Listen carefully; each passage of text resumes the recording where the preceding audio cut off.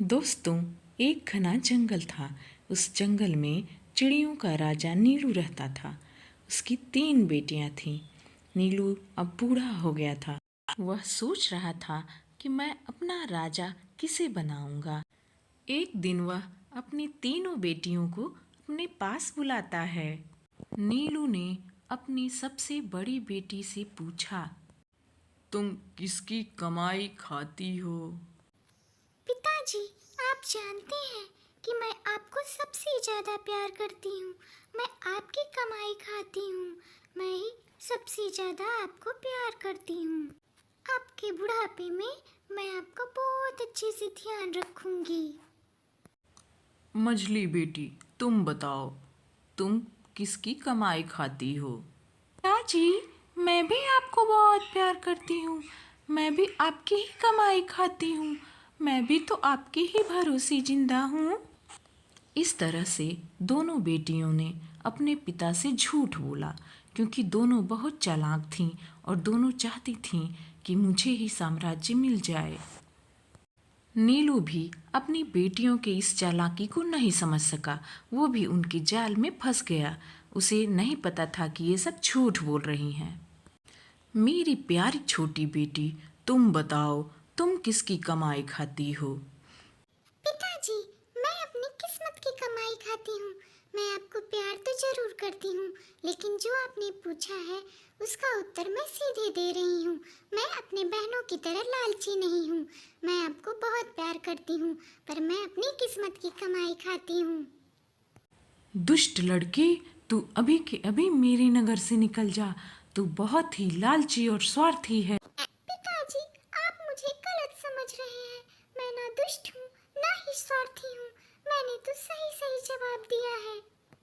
इस धरती पे सब लोग अपनी अपनी किस्मत लेके आते हैं, अपने कर्म करते हैं और अपने कर्म की कमाई खाते हैं। माफ कर दीजिए पिताजी।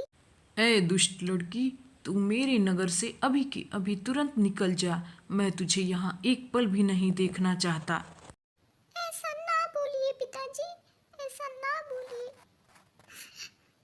ऐसा कहकर छोटी चिड़िया वहाँ से दूर उड़ के चली जाती है।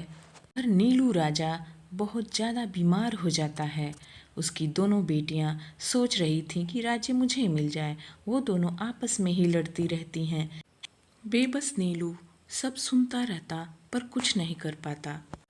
मैं तो यहाँ इतने आराम से और मज़े से रह रही हूँ। पता नहीं मेरे पिताजी और मेरी बहनें कैसे होंगे। सबसे छोटी बेटी यही सोच रही थी। दोनों स्वार्थी बेटियों ने नीलू को एक वीरान सी जगह पे मरने के लिए छोड़ दिया। नीलू अकेला, उदास और लाचार था।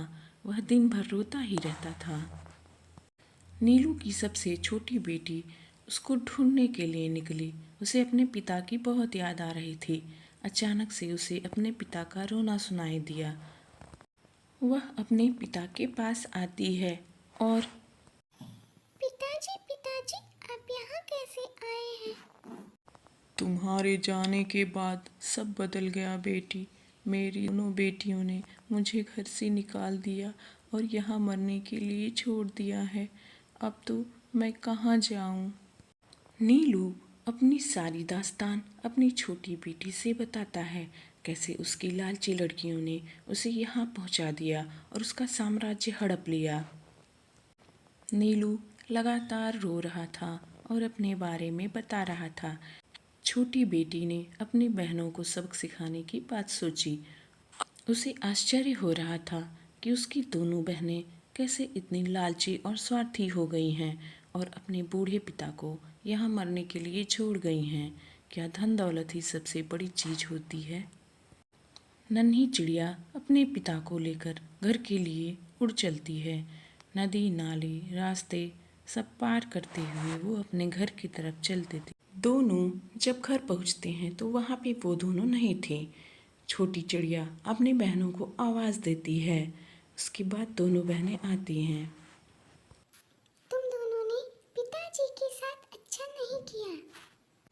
पिताजी बूढ़े और लाचार हैं, हम इनको नहीं रख सकते। तुम दोनों बेहद ही स्वार्थी हो। मैंने सोचा भी नहीं था कि तुम दोनों ऐसी होगी।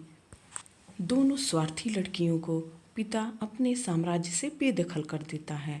उसके बाद दोनों रोने लगती हैं, पर नन्ही चिड़िया को दया आती है। वो उनको यहाँ रहने के लिए बोल देती है। दोस्तों, यह कहानी यदि आपको अच्छी लगी हो तो प्लीज़ हमारे चैनल को सब्सक्राइब कीजिए, लाइक कीजिए।